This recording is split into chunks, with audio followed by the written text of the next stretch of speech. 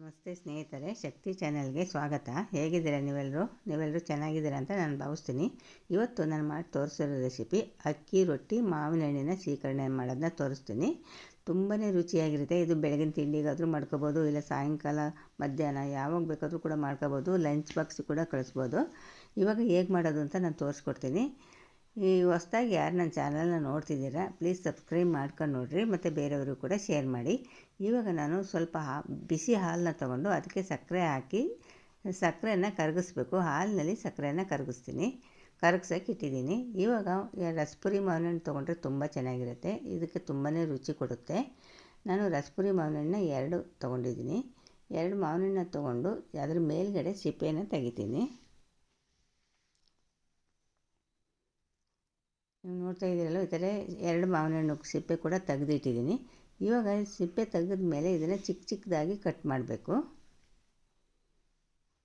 ನಾನು ತೋರಿಸಿರೋ ಥರ ಕಟ್ ಮಾಡಿರಿ. ಚಿಕ್ಕ ಪೀಸ್ ಮಾಡಬೇಕು.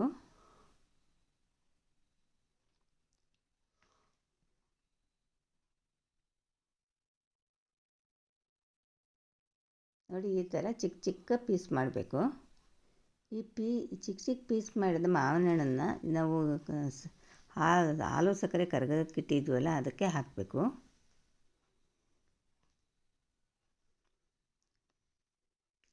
ಹಾಕಿದ ಮೇಲೆ ಚೆನ್ನಾಗಿ ಮಿಕ್ಸ್ ಮಾಡಬೇಕು. ಹಾಲು ಸಕ್ಕರೆ ಮತ್ತು ಮಾವಿನ ಹಣ್ಣು ಚೆನ್ನಾಗಿ ಹೊಂದ್ಕೋಬೇಕು. ನೋಡಿ, ಇಲ್ಲಿ ನಾನು ತೋರಿಸಿರೋ ಥರ ಚೆನ್ನಾಗಿ ಮಿಕ್ಸ್ ಮಾಡಬೇಕು. ಇವಾಗ ನೋಡಿರಿ, ಮಾವಿನ ಹಣ್ಣಿನ ಸೀಕರಣೆ ರೆಡಿ ಆಯಿತು.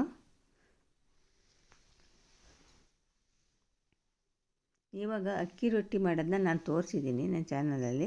ಇವಾಗ ಮತ್ತೆ ಇನ್ನೊಂದು ಸಾರಿ ತೋರಿಸ್ತೀನಿ. ನಾನು 1 ಲೋಟ ಅಕ್ಕಿ ಹಿಟ್ಟಿಗೆ 1 ಲೋಟ ನೀರು ಹಾಕ್ಬಿಟ್ಟು ಉಪ್ಪು ಹಾಕ್ಬಿಟ್ಟು ನೀರು ಕುದಿ ಬಂದಮೇಲೆ ಅಕ್ಕಿ ಹಿಟ್ಟನ್ನ ಹಾಕಿದ್ದೀನಿ. ಅಕ್ಕಿ ಹಿಟ್ಟು ಹಾಕಿ 5 ನಿಮಿಷ ಬೆಂದ ಮೇಲೆ ಚೆನ್ನಾಗಿ ನಾದಿ ಈ ಥರ ಉಂಡೆ ಮಾಡಿಕೊಂಡು ಕೆಳಗಡೆ ಹಿಟ್ಟನ್ನು ಹಾಕ್ಬಿಟ್ಟು ಅಕ್ಕಿ ಹಿಟ್ಟನ್ನ ಹಾಕ್ಬಿಟ್ಟು ಲಟ್ಟಿಸ್ಬೇಕು. ಚಪಾತಿ ಥರ ಲಟ್ಟಿಸ್ಬೇಕು.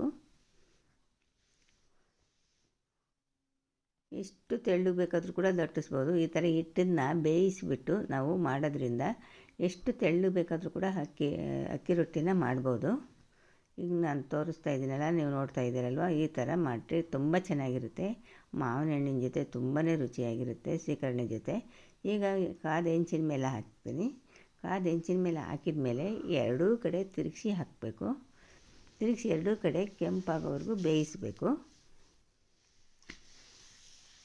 ಈಗ ಬೆಂದ ಮೇಲೆ ಅದ್ರ ಮೇಲೆ ರೊಟ್ಟಿ ಮೇಲೆ ತುಪ್ಪ ಸವರಿದ್ರೆ ತುಂಬ ಚೆನ್ನಾಗಿರುತ್ತೆ. ಸ್ವಲ್ಪ ತುಪ್ಪನ ಸವರಿ, ತುಪ್ಪನ ಹಾಕಿರಿ.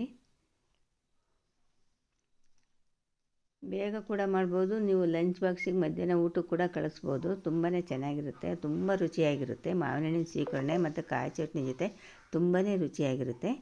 ಈ ವಿಡಿಯೋ ನಿಮಗೆ ಇಷ್ಟ ಆದರೆ ಒಂದು ಲೈಕ್ ಕೊಡಿ, ಶೇರ್ ಮಾಡಿ. ಪ್ಲೀಸ್ ನನ್ನ ಚಾನಲ್ಗೆ ಸಬ್ಸ್ಕ್ರೈಬ್ ಮಾಡಿರಿ.